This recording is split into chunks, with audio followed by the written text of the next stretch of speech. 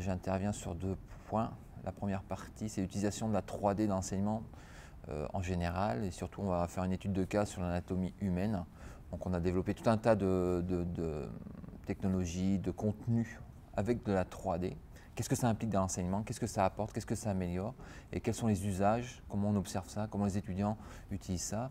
Depuis 5 ans qu'on produit du contenu 3D spécifique à l'anatomie. Et on a développé toute une ingénierie autour de ces objets-là, de la 3D. Donc des petits podcasts assez simples qui sont projetés en amphithéâtre, qui servent de support à l'enseignant. Donc là, avec une scénarisation bien spécifique pour montrer des choses.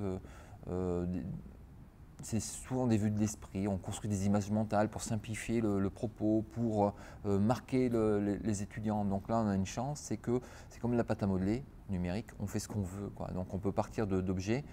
Par exemple, si on veut construire une image mentale, une qui me revient en tête, une des premières qu'on a faites, c'est le bassin est une bassine. Donc on part d'une bassine et on découpe cette bassine virtuellement pour montrer comment il constitue un bassin.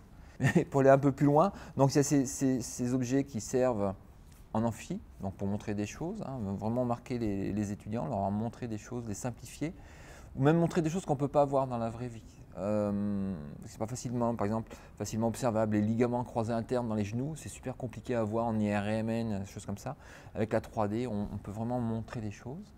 À partir de ces objets 3D, de ces mailles 3D, on a la possibilité de produire plusieurs activités pédagogiques, donc quelque chose où on montre vraiment dans quelque chose d'assez transmissif. Ensuite, on peut mettre ça à disposition des contenus sur une plateforme qu'on peut séquencer, découper dans forme de quiz, de questionnaire. Ensuite, on peut aller encore un cran au-dessus dans l'interactivité. Ces mêmes mailles, on les dispose dans des fichiers PDF. Depuis Acrobat 8, le moteur Acrobat est capable de lire des objets en 3D. Le genou, il peut s'ouvrir, on peut regarder tourner autour du ligament croisé. S'il y a des rotations sur les chevilles notamment, que c'est des choses un peu compliquées. Et le dernier petite chose qu'on est en train de tester, qu'on a utilisé, c'est créer des podcasts où l'enseignant est plongé dans son environnement 3D. Il se balade autour de ses os, autour des petites scénettes qu'on a fait en 3D. Et là, il fait une description assez courte de 2-3 minutes de ce qu'il décrit en amphi pendant 1 heure ou 2. Et l'idée, c'est en amphi, je monte, je prends mon temps. Ensuite, je valide un petit peu tout ce que j'ai fait dans des questionnaires en ligne sur une plateforme. Je fais par moi-même dans des PDF. Et ensuite, pour réviser, j'ai ces petits podcasts que je peux lire sur mon iPhone, sur un smartphone ou sur mon PC avant de retourner en amphi ou pour l'examen final. Donc, on a tout un environnement. Et dernier test techno qu'on utilise autour de cette 3D, c'est tout ce qui tourne dans ce qu'on appelle la stéréoscopie, c'est la vision relief. Donc ces objets-là, on a déjà des écrans relief avec des lunettes qui permettent de voir en relief. Il y a plusieurs technologies. Et là, on vient d'investir dans un vidéoprojecteur relief et utiliser ces objets et voir ce que l'effet stéréoscopique apporte. Est-ce que ça diminue l'abstraction? Est-ce que les étudiants voient mieux la 3D ou pas? Les 3 principales plus-values, à notre avis, après quelques années d'expérience, c'est déjà ça motive les étudiants. La 3D est plébiscitée à plus de 94% par l'ensemble des étudiants, sur plus de 500 étudiants qui ont répondu au questionnaire. C'est quelque chose qui simplifie l'accès à l'information parce qu'on peut scénariser. Donc c'est quelque chose d'assez compliqué, hein, l'anatomie par exemple, parce qu'il y a beaucoup d'interactions entre les os, les organes, les machins, les trucs, les bidules, enfin un peu partout. Donc ça simplifie un peu l'interaction. Et un troisième avantage, c'est pour l'enseignant. C'est beaucoup plus facile à expliquer le contenu, à montrer les choses. Hein, c'est lié un peu aux deux.